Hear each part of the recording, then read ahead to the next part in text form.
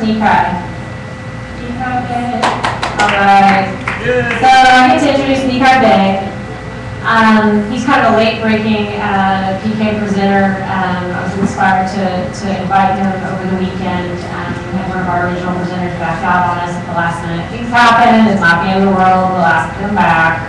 But it opened a place for Neeki. So are you going to start here and then migrate over? Okay, all right. So I'm going to read your bio. It would be hard to place native Texan and lifelong choir boy Neeki Bey in a particular culture, genre, or even era. His musical background ties together jazz, piano, choral music, African drumming, along with gospel influences, and a hint of country twang. After attending Houston's Arts Magnet High School, he earned a music degree from Morehouse College in Atlanta. A world tour, including stops in Vienna, Austria, Ghana, West Africa, and Philadelphia, Pennsylvania, concluded in his native Texas, where in 2007 he earned his Master of Music Education degree from SMU. And an SESAC composer, okay? Neeki writes and arranges global music with ongoing research into the fusion of traditional indigenous world music with Western forms. Recently published, his Piano Accents series features arrangements of classic pop and folk songs from around the world, expressly for young musicians. This is what he's going to be sharing with us. Neeki maintains an active schedule as a worship leader, jazz pianist, conductor, serving as musical director for the men of Houston Boychoir and the Perkins School of Theology of SMU. He has also performed on the stages of many celebrated artists, including Celine, Dion, and Mraz. Through his professional endeavors, Neeki connects those around him to the stories and rhythms of people around the world. Give it up for Neeki Bey.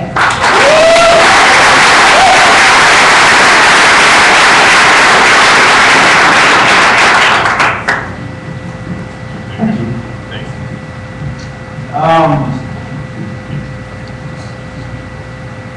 I think for very selfish reasons, I have gone about trying to make the world a place where I feel like I fit in.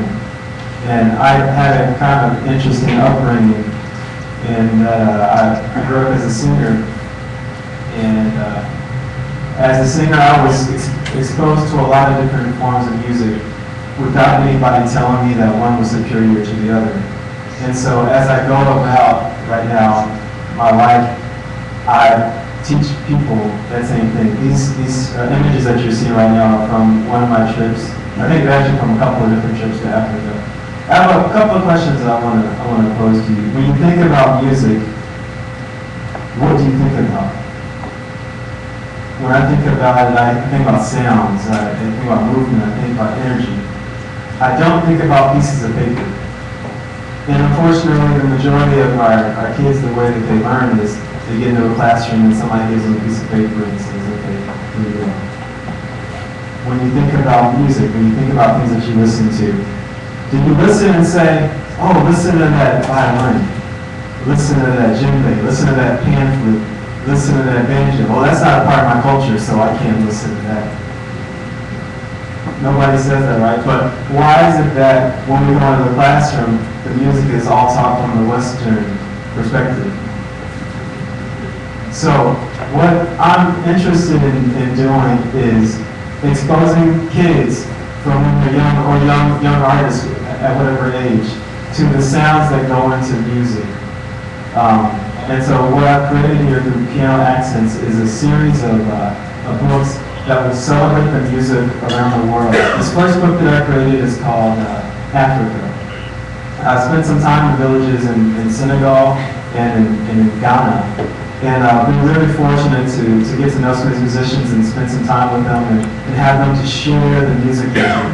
Share music. And that's what this piano series is all about. It's about sharing music. The kids learn to first listen and then imitate. Not read a sheet of paper and then make music. Right? With each track in this series, with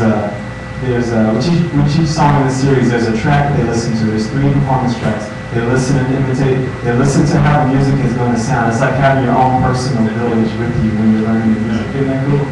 And so you get to, in your bedroom, wherever you're practicing, in your living room, you get to have that with you. I also give you introduction to the information about the culture and the translations of the text, as well as notes about the music that allow me to be an independent learner. I think I left the copy. I meant to bring the book because I left the copy back there. What I'm going to do is, I could go on and on about this. It's really a passion. See, Lisa, I love you. Thank you. Here's the book right here. It actually it's only been out for about a month now. And so this is like my second presentation around this thing, so I'm getting it together. But what I'm going to do is I'm going to play a piece from the book. This song that I'm doing is it's called Pata Pata. It's from anybody familiar with Mama Africa? Miriam Makeba? Right. Okay, so this is one of the few songs that actually charted. It was number 12 on the Billboard chart in 1967. And Miriam Makeba was a transformative figure that we should know about. You know, as Americans, we should know about folks like this. And so I'm going to play a little bit of the song. It literally means touch, touch, and it was a dance that they used to do in Johannesburg, which was kind of like a way for them to ease the tension of apartheid. Okay.